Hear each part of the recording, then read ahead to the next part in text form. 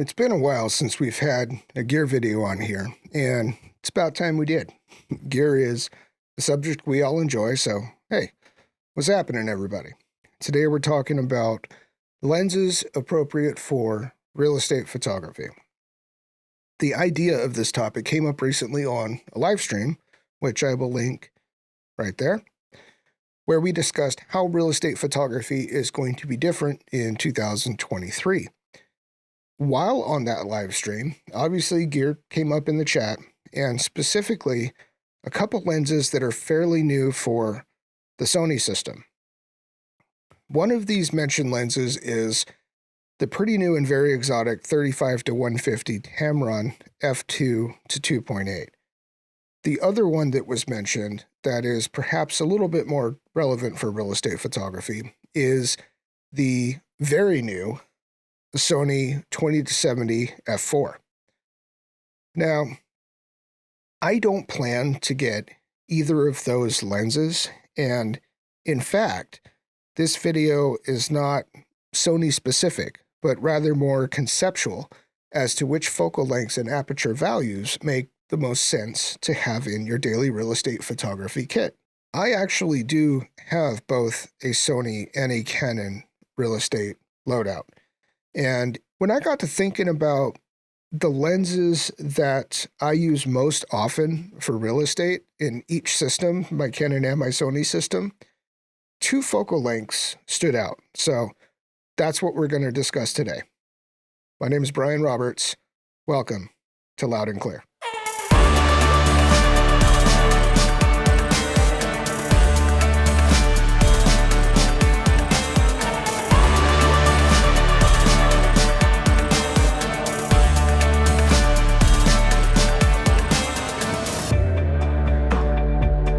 Before we get into the two lenses, and yes, there are just two of them that I believe every real estate photographer needs, and indeed the two lenses that you could go a whole real estate photography career and not have need for any other lenses than these two, I want to talk about a few different types of lenses that you don't need to shoot real estate. Now, obviously the long, fast telephoto lenses that sports photographers use, those are not going to be appropriate for real estate, but that's not really what I'm talking about. What I'm talking about are lenses that people think you need or think you should have for real estate. First amongst those are prime lenses. And really, I'm talking about any prime lens. I went through a period a few years ago where I was beginning to shoot very high-end projects for builders and architects, things like that.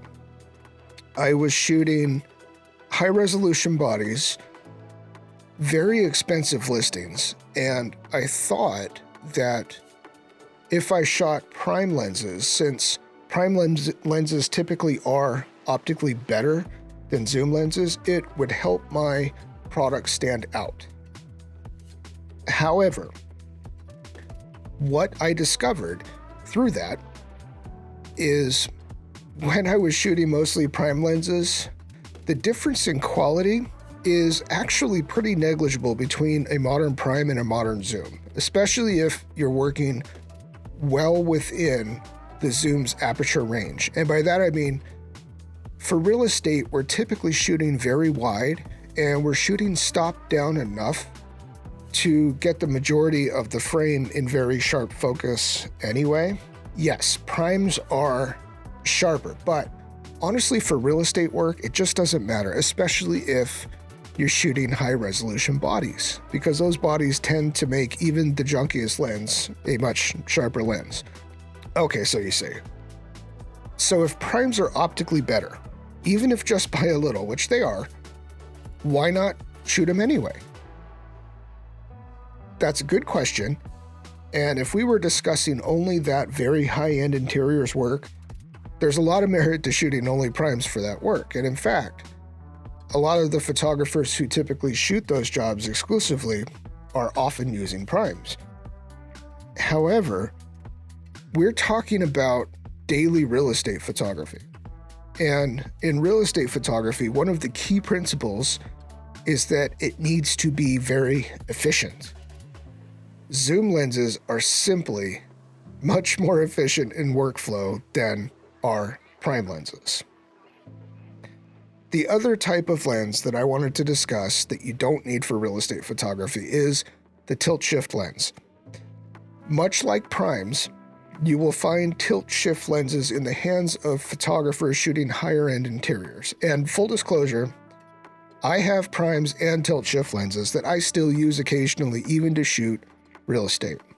However, when I'm using a tilt-shift lens to shoot real estate, it is almost exclusively when I'm shooting twilights. And the reason for that is because it's a much slower workflow than the day-to-day run-and-gun real estate. So that brings us to the two types of lenses for both Sony and the Canon system that every real estate photographer needs to have.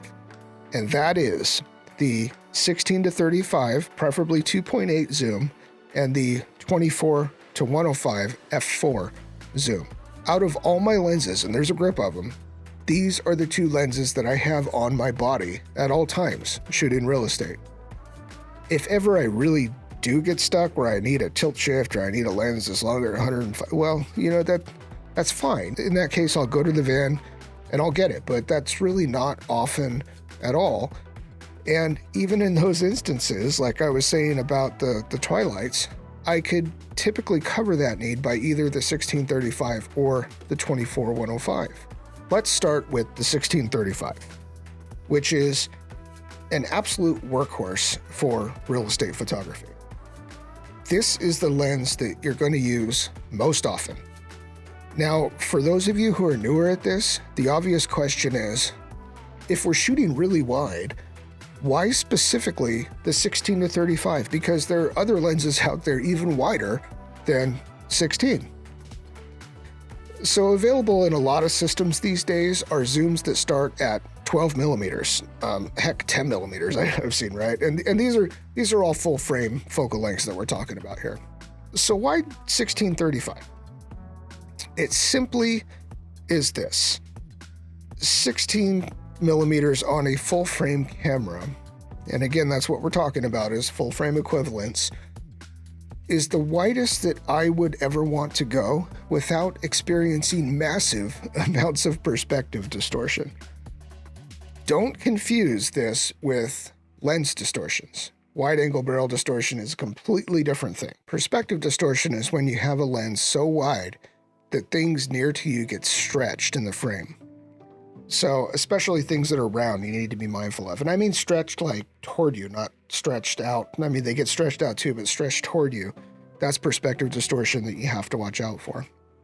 So round things, like I said, if you're near a clock or if you're near a coffee table and it's round, those things are going to be stretched out looking kind of more like ovals with a very wide angle lens. If you're ever near a countertop and it's coming toward you, it's going to look like the flight deck of an aircraft carrier, right? So this is perspective distortion. And like I said, it's different than distortions inherent to lens design and correction, like barrel distortion and pincushion distortion and such. This is just a byproduct of shooting something that wide and its close proximity to the camera. And there's zero you can do about it if you don't have room to back up and zoom in. Personally, I don't think things look especially good wider than about 18 millimeters. However, I go out to 16 depending on the shot. I really don't think that wider than 16 millimeter, even for small bathrooms and such, is very beneficial for the product you're trying to deliver. This is a topic I might actually make a whole video about, because what real estate agents want and what is practical and what photographers like to give them sometimes doesn't always line up. But for the sake of this conversation, what I'm saying is, I don't think you should be shooting real estate any wider than 16 millimeters. So a 16-35 zoom is a great focal length to have, even as your one and only lens, and especially if that lens is a fast one at, say, 2.8. It allows you to get a very shallow depth of field at 35 millimeter opened up to 2.8 for those nice detail shots. And I do like to take a lot of detail shots. They pad the count of the images that you're delivering to the client, and especially in the case of the 16 to 35 2.8 zoom, it is super easy to go from a wide to a little bit more zoomed in and shallow depth of field with just a flick of your wrist. So I do advocate for 2.8 over f4 on your main lens like the 16-35. Now let's talk about the other lens in your two lens real estate loadout, because the 16-35 is a bit obvious, right? So the other one, the 24 to 105 f4.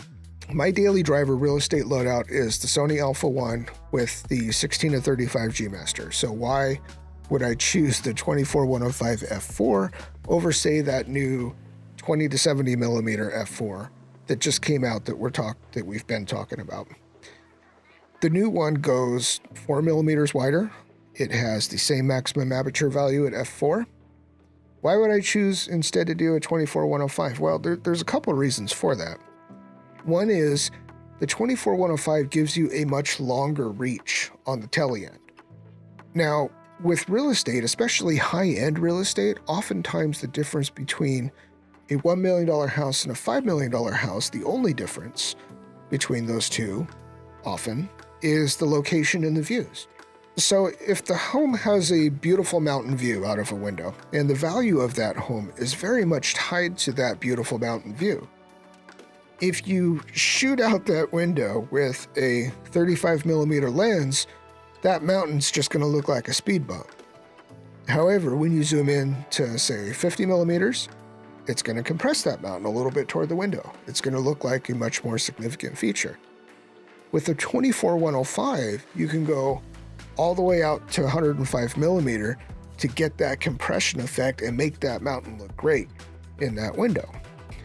Also, at 105 millimeter, you can creatively use defocused foreground elements. So you can back up, shoot at something through a doorway, and then that doorway itself or anything on your side of the doorway is going to be a bit more defocused. And it's a more advanced look, having foreground elements that are kind of defocused and, something else that you're aiming it at beyond that door. A longer lens just allows you more creativity. And if the thing is only a similar size as the one that only zooms to, say, like 70 millimeters, why not go for the longer one, right? The other reason that the 24-105 is better than, say, the 2070 or the 2470 is the 24 to 105s, most of them that I know about anyway, in all modern systems, are typically also optically stabilized inside the lens, and that can matter. So there are reasons to have an image stabilized lens, especially when it's a short telephoto lens like a 105. Now, why should you choose the 24-105 over, say, that new exotic Tamron, the 35 to 150 f2 to 2.8? As an auxiliary lens, that seems pretty attractive, right? Well, I don't have the 35 to 150, but I have played with one in a camera shop a couple months ago when it first was available.